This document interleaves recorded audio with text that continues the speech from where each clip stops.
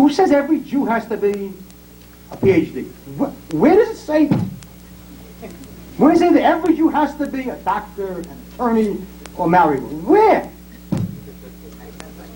Go to Israel, enroll in a yeshiva. If you don't like it, quit. If you do like it, stay. And learn a trade. Learn to work with your hands. Plant a tree in Judea and Samaria. Be a farmer. Get married. Have a dozen babies. Every one of those children is a gem to us. We owe Hitler 2 million babies. Pay him back. In this case, interest is allowed. And then 30 years from now, when you're sitting in your Jewish state with your grandchildren in a settlement which has now become a town, and you speak to them and you tell them how it was when you first came, difficult, and they look up at you and tell you in Hebrew, Eze Saba, Eze Safta, what a grandfather, what a grandmother, then you know what Jewish nachas is. Go home. Go home. We don't need money. We need Jews.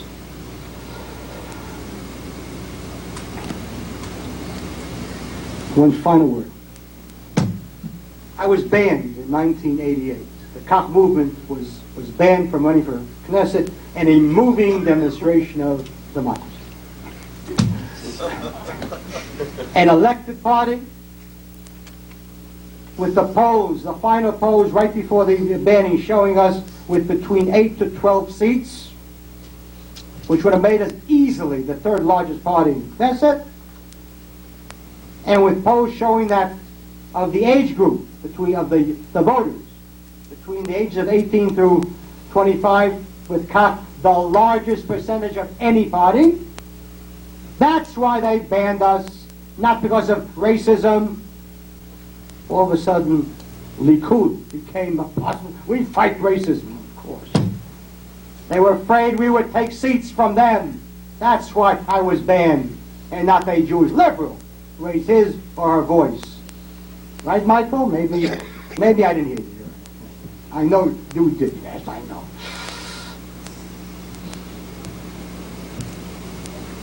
We have to move quickly to save Israel from itself. And the answer to that is a national referendum. Take the power out of the Knesset to the real sovereign power base, and that is the people. A referendum is pure democracy.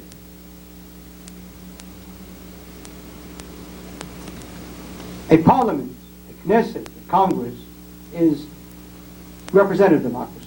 It's only there because people cannot every single day vote on every issue. But when there comes a time when there are issues that are of such immense import, fundamental, then the people have the right to come and say, we want to vote on this ourselves. A national referendum on the following question. Yes or no? If it's yes, it's yes. If it's no, it's no. Yes or no? Shall we annex the territories and make them part of the state of Israel? Yes or no? Yes. Two. Yes. Two. Yes. The problem is you can't vote. Invite him. I don't want to invite him. Go to Israel and vote. Two. Shall we allow the Arabs the right to remain in the land as people as resident strangers with all their personal rights as Jews, but no national citizens' rights? And if not, shall we transfer them out of the country? Yes or no? Let them vote yes or no.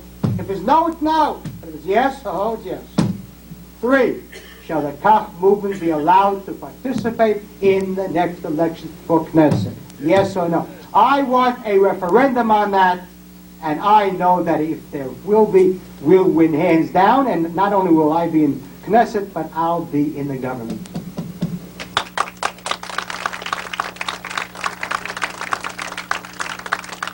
What are the chances? Clearly, the Knesset will not happily allow it. That's why we have to take people into the streets without violence. Without violence. My God, violence you're talking about? Without violence, naturally. I want to be able to bring out as many people as Peace Now did to their rally. And I have no problem with that because I am much more popular there among the people than Peace Now is. What they have is money, so they can rent buses. If I have the money to have buses, and I go to Tveria, to Chatzor, Ofakim, and I say, Chevra, you have buses to take you there and back. Yalla, vote. Say, careful, why not vote? We'll get 200,000 people there. Of course we can. But we need the money for that. We need the money. And it frustrates me bitter. Peace Now can raise money. There is no end to their money that they can raise. Demonstration every single week. There's Lerner here. Just the end of January. Tremendous conference in LA. Of course, who knows what it costs? Has money to place full-page ads. The New York Times, the LA Times, Washington Post. Where does that money come from? It comes from liberal and leftist Jews who support him. And Jews come to me and say, Rabbi, I'm behind you all the way, and that's where he is, all the way behind you.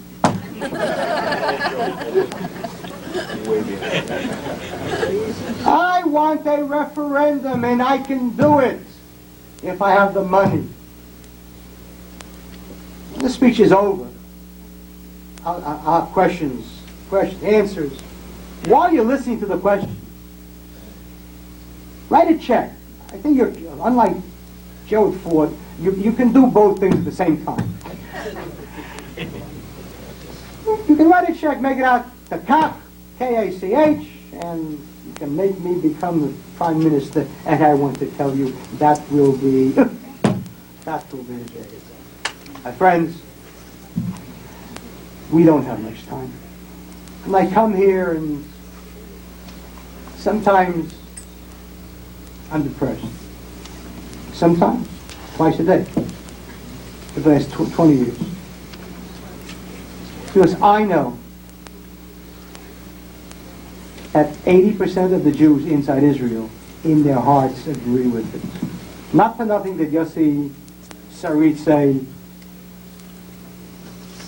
in every Jew's heart there's a little Kahane.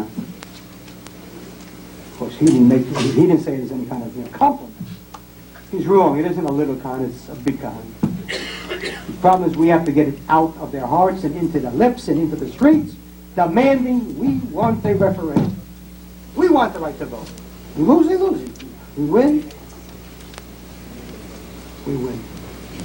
I want a Jewish state in which Jews are not killed. In which Jews are not afraid. And in which Jews are Jewish. Breaks your heart to speak to Sabras, secular Sabras. They don't know who they are. There's no identity.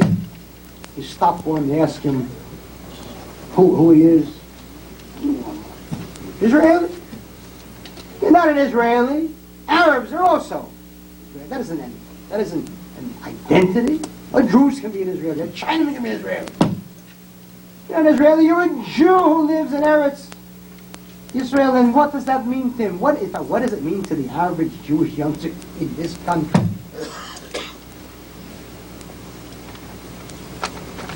Jewish is beautiful. It is so good to be a Jew. But only if you know why. And only if you appreciate the tremendous difference. Why should I be a Jew? There's only one thing that we have that makes us different than anyone else. It's not blood. There's no difference between Jewish blood and Gentile blood. There's our skin. There's no difference between Jewish skin and other skin. There are black Jews, white Jews, yellow. That's not the difference. It isn't even the Jewish head. The Jewish head. What Jewish head? If I had $1 for every stupid Jew I ever met, I wouldn't be rich, but I'd be comfortable. No monopoly on heads. The only thing that we have that no one else has is a Torah. It's a Torah. And give it to your children and teach them that and find a rabbi, a real rabbi, and take upon ourselves the old Malchut Shamayim, the yoke of heaven. Because if you think that you can deceive your children, you can't. No one can deceive a child. Children were created with the brilliant ability to spot fraud in their parents, in their teachers, in their rabbis. They may not say anything, but it registers. You can't tell your children, be a good Jew. Please, be a good Jew. What does that mean? What does it mean, be a good Jew? Faith in God and a powerful Jewish army, and we can bring the Messiah speedily happy in our days. Amen. Amen.